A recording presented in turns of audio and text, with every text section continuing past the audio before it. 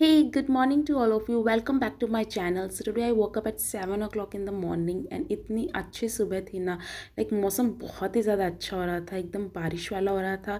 उसके बाद फ्रेश होने के बाद एंड ब्रेकफास्ट करने के बाद I started studying biology and today I am doing principles of inheritance and variation. Basically ये बहुत ही वीक चैप्टर है मेरा और चैप्टर काफ़ी ज़्यादा लेंथी है। सो आज इस वीडियो में मैं शेयर करने वाली हूँ कि मैं किस तरीके से स्टडी कर रही हूँ टू स्कोर 650 प्लस।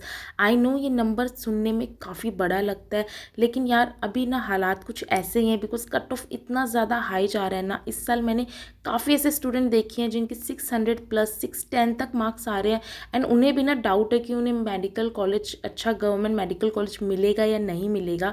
तो एक सेफ स्कोर रखने के लिए ना आपको 630 प्लस तो मिनिमम जाना ही चाहिए।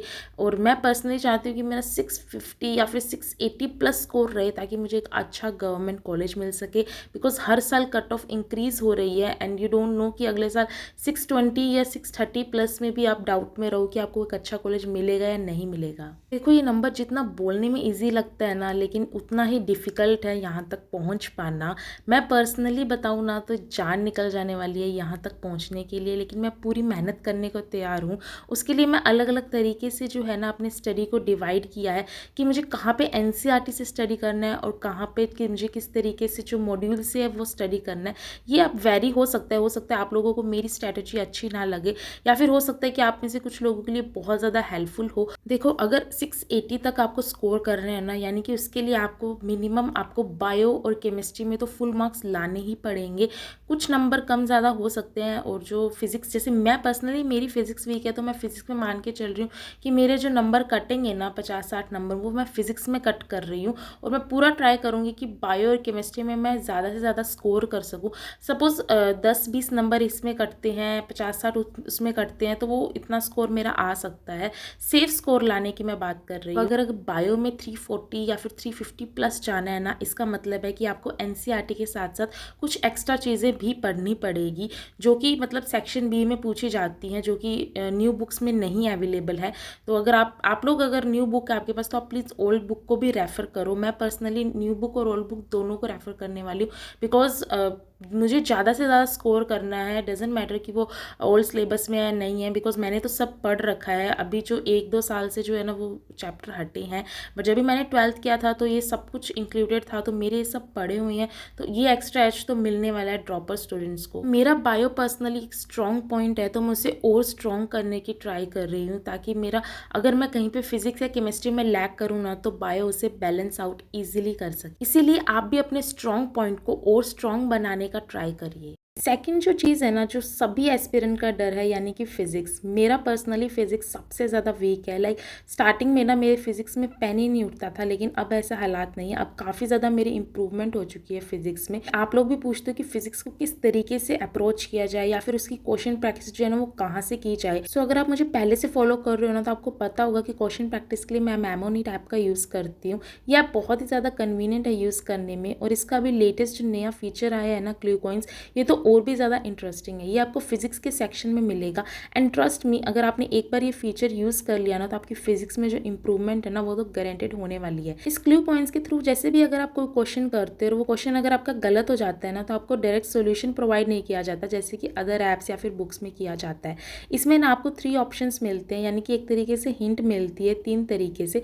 फर्स्ट हिंट अगर आप यूज़ करते हो तो यानी कि आपको क्वेश्चन समझ नहीं आया, आपको क्वेश्चन की लैंग्वेज समझ नहीं आई है, या फिर उस लेवल की इंग्लिश आपको अभी नहीं आती है, या फिर आपको वो समझ ही नहीं आया कि आखिर क्वेश्चन में पूछ क्या रहे हैं, तो आप फर्स्ट हिंट यूज़ कर सकते हो।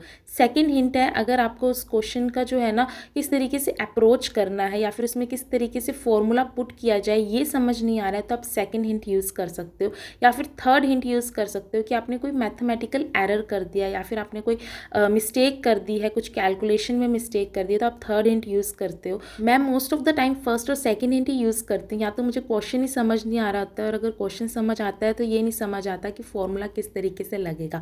इस हिंट के थ्रू ना आप क्या है ना, डायरेक्ट सॉल्यूशन नहीं मिलता है आपको, तो आपका माइंड है ना ऐसा सोचता है कि क्वेश्चन आप ही ने सॉल्व किया है, और धीरे धीरे ना आपकी प्रैक्टिस हो जाती है और आपको पता लगने लग जाता है कि आखिर फिजिक्स के क्वेश्चन किस तरीके से किए जाते हैं। बड़ी बड़ी कोचिंग में भी ना इस तरीके के फॉर्मूलाज ही यूज़ किए जाते हैं, ना कि डायरेक्ट सॉल्यूशन दिखा दिया। अगर आपने डायरेक्ट सॉल्यूशन देखा ना तो 2 दिन बाद आप भूल जाते हो, लेकिन वही क्वेश्चन अगर आपने खुद से किया है ना तो आप कभी भी उसे नहीं भूलते हो। अगर एग्जाम में वो क्वेश्चन आ गया गया ना तो आपको याद रहेगा कि हाँ मैंने ये हिंट यूज़ करके ये क्वेश्चन सॉल्व किया है। सो ना मैं इस ऐप का लिंक डिस्क्रिप्शन बॉक्स में प्रोवाइड कर दूंगी, आप इसे डाउनलोड कर सकते हो और इसमें फिजिक्स के साथ साथ आप केमिस्ट्री एंड बायो की भी ढेर सारी क्वेश्चन प्रैक्टिस कर सकते हो। And if you are purchasing their subscription तो आप मेरा कोड KH300 यूज़ कर सकते हो, इससे आपको डायरेक्टली 300 रुपीज़ ऑफ मिल जाएंगे।